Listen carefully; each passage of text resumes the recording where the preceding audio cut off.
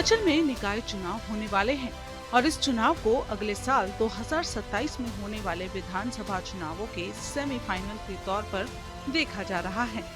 जहां एक और कांग्रेस अपनी जदोजहद में है, वहीं बीजेपी भी छटपटाती दिखाई दे रही है। शहरी निकाय चुनावों की बात करें तो इस चुनाव में भाजपा के अपने ही 3 चुनौती बने हुए हैं। सोलन, मंडी और धर्मशाला में 3 मुख्य शहर हैं, जहां भाजपा के नेता निर्दलीय चुनावी मैदान में उतर चुके हैं। पार्टी की ओर से प्रत्याशियों की घोषणा के बाद कई स्थान पर नाराज नेताओं और कार्यकर्ताओं ने निर्दलीय चुनावी मैदान में उतरकर भाजपा की मुश्किलें बढ़ा दी हैं। देश के अलग अलग नगर निगमों में 64 सीटों पर चुनाव होने वाले हैं और भाजपा ने सभी सीट पर अपने प्रत्याशियों की घोषणा कर दी है। लेकिन जैसे ही भाजपा अपने प्रत्याशियों की घोषणा करती है, कई दिग्गज चेहरे हैं जो भाजपा से नाराज हो जाते हैं और निर्दलीय मैदान में उतरने का फैसला करते हैं। राजनीतिक जानकारों का कहना है कि अगर समय रहते नाराज नेताओं को नहीं मनाया गया तो इसका सीधा असर भाजपा के चुनावी प्रदर्शन पर पड़ सकता है। पार्टी सूत्रों की माने तो आने वाले 2 दिन में भाजपा के बड़े नेता और संगठन के वरिष्ठ पदाधिकारी मोर्चा संभालेंगे।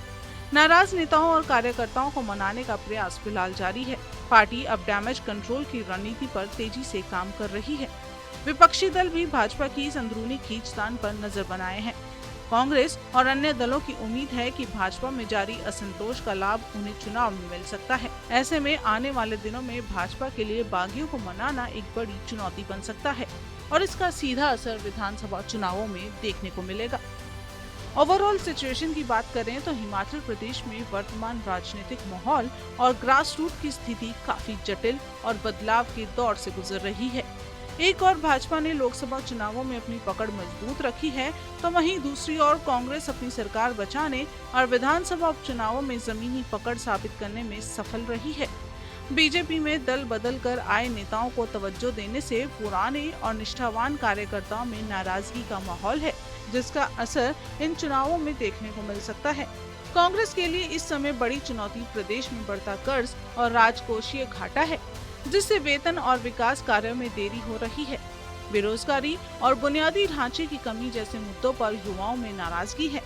वहीं आपदा के बाद से केंद्र से सहायता न मिलने के मुद्दे को कांग्रेस ने भाजपा के खिलाफ एक बड़ा हथियार बनाया है। फिलहाल तो हिमाचल में पंचायती और शहरी निकाय चुनाव है, लेकिन इसका सीधा असर 2027 में होने वाले विधानसभा चुनावों पर पड़ने वाला है। कांग्रेस और बीजेपी की टक्कर बहुत कड़ी है।